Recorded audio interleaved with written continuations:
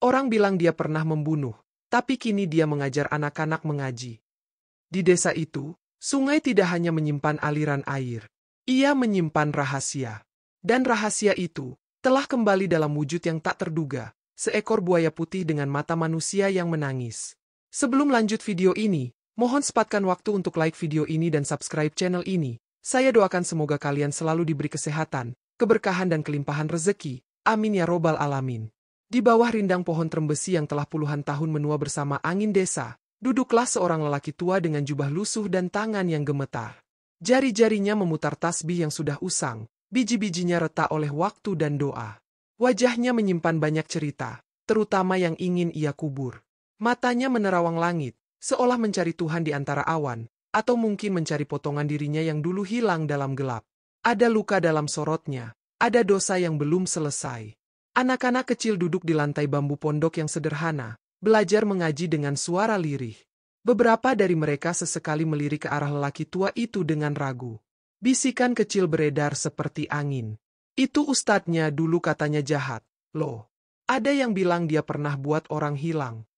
Tapi ustadz itu, Ustadz Juki, hanya tersenyum tipis, meski matanya seperti tak benar-benar hadir. Ia membenarkan bacaan satu persatu, lembut namun jauh, seolah setiap huruf Quran yang ia ajarkan adalah permintaan maaf. Malam tiba. Sunyi menggantung di langit tanpa bulan. Angin mendesir lewat celah-celah papan mushola kecil. Ustadz Juki duduk sendiri, cahaya lampu minyak menggoyang bayangannya di dinding. Di hadapannya, selembar sobekan kertas dan tinta yang mengering. Ia menulis perlahan, tangan gemetar, air mata menetes ke halaman mushaf yang telah menguning di sisinya. Ya Rab, jika kau masih izinkan hamba menebus luka yang telah hamba ukir di bumi MU. Tulisan itu kabur oleh basah air mata. Tapi ia terus menulis. Karena satu-satunya cara untuk berdamai, hanyalah dengan mengaku sejujur-jujurnya pada langit. Kilasan masa lalu memotong keheningan. Seorang pria muda, matanya keras dan penuh amarah, menyeret seorang warga ke tepi hutan. Tangan itu memukul, menendang, menghina. Suaranya geram, penuh dendam. Lalu, seperti ditelan kegelapan, ia menghilang, meninggalkan luka dan misteri yang tak pernah punya jawaban. Pria itu, dulu, adalah Ustadz Juki. Sebelum ia mengenal taubat. Sebelum ia memahami betapa berat beban ketika nama baik lebih ringan dari penyesalan. Dari kejauhan, Aisyah, seorang santri perempuan, menatapnya. Raut wajahnya mencerminkan ragu dan luka, tapi juga secercah harapan. Ia pernah mendengar cerita kelam itu. Tapi di balik jubah lusuh Ustadz Juki, ia melihat seorang manusia yang terus mencoba. Dan dalam diamnya, ia ingin percaya bahwa orang bisa berubah, meski tak mudah. Senja turun di desa. Di warung kopi yang reot, warga berkumpul. Suara-suara lirih saling menimpali. Ustadz Juki? Ah, itu orang dulu beringas, katanya pernah kabur dari hukum, cuma lari ke agama. Tapi sekarang dia ngajarin anak-anak ngaji. Wajah-wajah mereka ragu, antara takut, benci, dan penasaran. Dari kejauhan, Ustadz Juki berjalan pulang. Pundaknya turun, langkahnya lambat. Sendirian, seperti dosa-dosa yang setia membayangi. Malam menyelimuti sungai di ujung desa. Di tepinya, Ustadz Juki berdiri. Air mengalir pelan, sejuk, tapi dalam. Wajahnya menatap arus seolah ingin bicara. Jika Tuhan tak bisa mengampuni, katanya lirih, biarlah air ini yang menenggelamkanku. Ia tak menangis, tapi sorot matanya adalah hujan yang tak turun. Pagi itu, langit seperti menggigil. Di pinggir sungai yang keruh dan tenang, seorang nelayan tua duduk dengan joran sederhana. Ia menggumamkan zikir pelan, seolah berharap air bisa membawa berkah. Tapi mendadak, air yang tenang itu bergejolak hebat. Ombak kecil membentur tepi, dan dari dalamnya muncul sesuatu yang tak pernah dilihat manusia biasa. Seekor buaya putih besar. Tubuhnya berkilau lembut seperti dilumuri cahaya purnama. Matanya tampak basah dan penuh kesedihan. Bukan binatang biasa. Ada jiwa yang terperangkap di sana. Desa geger. Warga berlarian ke pinggir sungai. Ada yang menjerit, ada yang diam membeku. Seorang ibu memeluk erat anak kecilnya yang menangis. Itu apa? Buaya putih. Bukan hewan, itu sesuatu yang lain. Di tengah kerumunan, sunyi menggantung aneh. Buaya itu tidak menyerang. Ia hanya menatap. Tenang. Dan, seolah menunggu sesuatu, Aisyah berdiri paling belakang. Nafasnya tercekat saat tatapannya bertemu dengan mata sang buaya. Jantungnya seperti dihentak sesuatu yang familiar. Sorot mata itu, ia mengenalnya. Bukan dari kehidupan, tapi dari luka. Dari air mata yang pernah jatuh di musola, dari suara ustadz yang gemetar saat membenarkan tajwidnya. Itu mata Ustadz Juki. Tapi bagaimana bisa? Malamnya, sang buaya putih kembali muncul. Di tengah aliran sungai yang sunyi, bulan purnama menyorot tubuh reptil besar itu. Ia menatap bayangannya di permukaan air. Refleksi itu mengembalikan wajahnya. Dulu, manusia. Ustadz Juki. Air mata jatuh dari mata buaya itu, perlahan menyatu dengan aliran sungai. Ia tak berkata apa-apa. Hanya diam, bersedih, menerima kutukan sebagai harga dari dosa. Dalam tidurnya yang gelisah, Aisyah bermimpi. Ia berada di musola kecil. Tiba-tiba, Ustadz Juki muncul, bukan sebagai manusia, tapi sebagai buaya putih. Ia mencoba bicara, namun tak ada suara keluar. Ia menangis, bersujud di hadapannya. Dan Aisyah hanya bisa menatapnya, tak tahu apakah itu mimpi atau panggilan jiwa yang saling mengenali. Di balai desa, warga berkumpul gelisah. Obrolan menjadi musyawarah darurat. Kita harus mengusir buaya itu. Jangan dia tak menyerang. Tapi apa itu tanda kutukan? Jelmaan dosa masa lalu. Wajah-wajah tegang menyelimuti ruangan, dan ketakutan yang lebih dalam dari sekadar makhluk liar mulai tumbuh. Ketakutan akan masa lalu yang belum usai. Senja turun di atas sungai. Kabut tipis menggantung, memeluk aliran air seperti pelukan seorang ibu pada anak yang kembali dari pengembaraan berdarah. Di tengah sungai, buaya putih itu diam, seperti patung hidup. Dari atas jembatan bambu, Aisyah berdiri. Angin memainkan kerudungnya, dan ia menatap makhluk itu lama sekali, tanpa kata, tapi dengan hati yang penuh doa. Ia belum tahu bagaimana menyelamatkan yang telah jatuh terlalu dalam. Tapi mungkin, dengan memaafkan, semuanya bisa menemukan jalan pulang. Hening malam membalut musola kecil di pinggir pesantren. Aisyah duduk sendirian di depan sajadah kosong. Sajadah itu tempat Ustadz Juki biasa mengimami sholat berjamaah. Sekarang kosong dan sepi. Cahaya lampu minyak menggoyang lembut bayangan di dinding. Mushaf terbuka di pangkuannya, tapi ayat-ayatnya mengabur di telan air mata yang jatuh satu persatu. Tangannya bergetar saat menyentuh lembaran kertas tua di mushaf itu. Hatinya penuh rindu. Namun bukan rindu biasa, ini rindu yang tak bisa diucap, karena yang dirindukan bukan lagi manusia. Tapi seekor makhluk yang menyimpan jiwa seorang yang dulu membimbingnya, menasihatinya, menyentuh hidupnya dengan penuh kelembutan, setelah luka yang dalam. Di kamar tua milik Ustadz Juki, Aisyah dan beberapa santri pelan-pelan membuka lemari kayu yang berdebu. Bunyi engsel berderit memecah sunyi. Di dalamnya, tergeletak sebuah kotak kecil dari anyaman bambu. Saat dibuka, isinya mengejutkan, tumpukan surat-surat tangan, sebagian menguning, penuh coretan harapan dan doa yang tak pernah sampai. Ini, semua ditulis oleh Ustadz, bisik Aisyah, matanya memburam. Salah satu kertas dibuka. Tulisan tangan gemetar namun penuh ketulusan. Ya Allah, jika engkau masih berkenan menatap hamba MU yang hina ini, izinkan aku menebus kesalahan dengan cahaya. Jangan biarkan aku mati sebelum satu hati memaafkanku, walau hanya satu. Tangis pecah tanpa izin.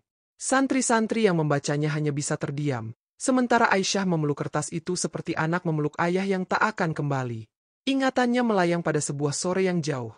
Ustadz Juki duduk di beranda pondok, mengajarinya membaca Al-Quran. Suara lembutnya menuntun pelafalan yang masih terbata-bata.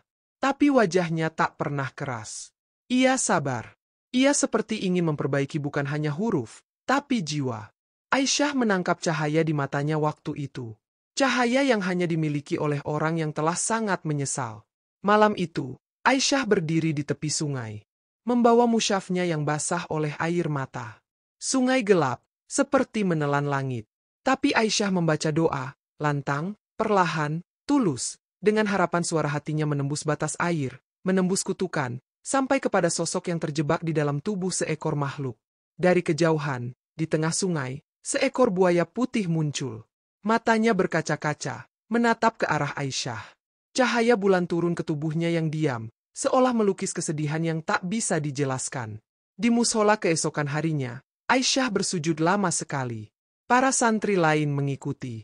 Suara tangis menggema pelan di antara bacaan doa. Di dinding mushola, tergantung foto lama, Ustadz Juki saat masih muda. Senyumnya, bukan senyum orang keras atau jahat, tapi damai. Tenang. Seperti seseorang yang pernah mencoba menjadi pelita, meski dulu ia sempat menjadi api yang membakar. Dan mungkin, sekarang, pelita itu hanya butuh seseorang yang mau menyalakannya kembali. Malam menyelimuti hutan di Jawa Timur. Kabut tebal menggantung rendah, membungkam suara jangkrik sekalipun. Dalam mimpi yang mengganggu, Ustadz Juki muda berjalan sendirian di tengah hutan. Langkahnya berat, tubuhnya basah oleh embun dan keringat. Tiba-tiba, dari antara pepohonan yang merunduk, muncul sosok buaya putih raksasa. Matanya menyala, tidak dengan kemarahan, tapi penuh tuntutan. Seolah ia adalah cermin bagi dosa yang tak bisa dilupakan. Aisyah terbangun dengan nafas terengah. Dadanya sesak, mimpinya seperti kenyataan yang menuntut jawaban. Pagi harinya, ia diajak oleh Kiai Sepuh ke ruangan tua di balik pesantren. Di dalamnya ada rak penuh kitab-kitab usang. Sang Kiai mengambil satu kitab yang terbungkus debu. Inilah kitab yang pernah dibaca ayahnya Ustadz Juki, bisik Kiai. Saat dibuka, halaman dalamnya menampilkan gambar buaya putih dengan tulisan Arab kuno. Manusia yang menelan cahaya akan menanggung bentuk kegelapan, hingga ia mengembalikannya pada dunia. Aisyah menggigil. Seolah semesta mulai membuka tabir kisah yang jauh lebih dalam dari sekadar kutukan. Ingatan lain pun datang. Ustadz Juki muda, berdiri di tepi sungai, tubuhnya kuyup, memeluk seorang anak kecil yang menangis ketakutan. Di belakang mereka, seorang pria berwajah keras dan penuh amarah, ayah Ustadz Juki sendiri, berteriak marah. Kau bukan anakku jika membela orang hina. Ustadz muda itu hanya menangis, memeluk anak itu makin erat. Malam itu, di balik kabut sungai, seekor buaya putih muncul perlahan. Aisyah berdiri di tepian, menatapnya. Angin bertiup pelan. Dedaunan bergemerisik lembut, seolah semuanya menunggu sesuatu. Tatapan mereka bertemu. Dan lagi-lagi, bukan ketakutan yang terasa, tapi harap, penyesalan, permohonan. Esoknya, Aisyah mendatangi pusara tua di belakang pesantren. Nisan itu hampir tak terbaca. Tapi jika diperhatikan, samar-samar tertulis, Haji Muchtar bin Sulaiman, ayah Ustadz Juki. Ayah yang keras, ayah yang mungkin mengutuk anaknya sendiri, bisik Aisyah, meletakkan setangkai bunga. Sore itu, Aisyah kembali ke sungai untuk membaca doa. Tapi saat ia menunduk, sesuatu melintas di belakangnya, sekelebat bayangan putih. Ia menoleh cepat, namun tak ada apa-apa. Hanya suara angin dan air yang tenang. Tapi jantungnya berdebar. Ada yang hadir, meski tak terlihat. Dan saat malam datang, Aisyah menatap cermin tua peninggalan Ustadz Juki di kamar pondok. Pantulannya memudar karena cahaya remang. Tapi sesaat, hanya sesaat, ia melihat sosok buaya putih berdiri di belakangnya. Tak bergerak, tak menakutkan. Lalu, menghilang perlahan seperti bayangan yang pulang ke air. Aisyah menunduk. Tak ada kata. Hanya satu kalimat lirih yang keluar dari bibirnya. Jika Tuhan menciptakan air untuk mencuci luka, maka aku akan terus berdiri di tepi sungai ini, sampai engkau bersih, Ustadz. Menghapus dosa, setetes demi setet. Kabut belum sepenuhnya terangkat dari sungai pagi itu. Di atas jembatan bambu kecil yang menghubungkan dua sisi desa, Aisyah berdiri dengan mushaf di tangan. Matanya terpejam, bibirnya bergerak perlahan. Doa mengalir dari hatinya, mengalir menuju air yang tenang di bawahnya. Di bawah sana, perlahan, seekor buaya putih berenang melingkar. Gerakannya pelan, seolah sedang mendengarkan. Seolah beribadah. Di dalam pondok, suasana tak kalah hening. Aisyah duduk bersama para santri. Di hadapan mereka tergambar simbol buaya putih di atas kertas. Ditorehkan dengan hati-hati oleh tangan-tangan yang pernah takut, kini ingin memahami. Ia membacakan kisah Ustadz Juki dengan nada pelan. Dulu beliau seorang yang keras. Tapi lihatlah, bahkan batu pun bisa retak jika dihantam air yang sabar. Air mata jatuh, satu persatu. Tak ada lagi benci. Hanya iba yang tumbuh perlahan. Sore itu, Aisyah termenung di tepian.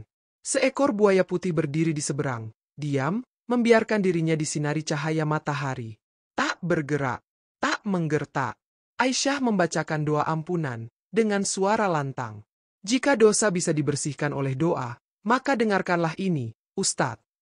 Dan mata sang buaya berkaca-kaca. Tapi kisah manusia tak hanya berisi luka. Dalam sebuah kenangan lembut, Aisyah teringat saat Ustadz Juki masih manusia. Ia melihatnya di pasar desa, memberikan uang sakunya pada lelaki tua yang kelaparan. Tak ada kamera, tak ada pujian, hanya tangan memberi dan senyum yang tulus. Saya tak punya banyak, Pak. Tapi semoga ini cukup untuk nasi hari ini, katanya. Itu bukan kejahatan. Itu bukan kutukan. Itu cinta dalam bentuk paling sunyi. Malamnya, mushola dipenuhi cahaya lampu pelita. Aisyah dan para santri berjamaah memanjatkan doa. Suara mereka lembut, seperti pelancong yang memanggil nama seseorang agar pulang. Ya Allah, jika engkau menerima tobat hamba-hambamu, terimalah yang satu ini.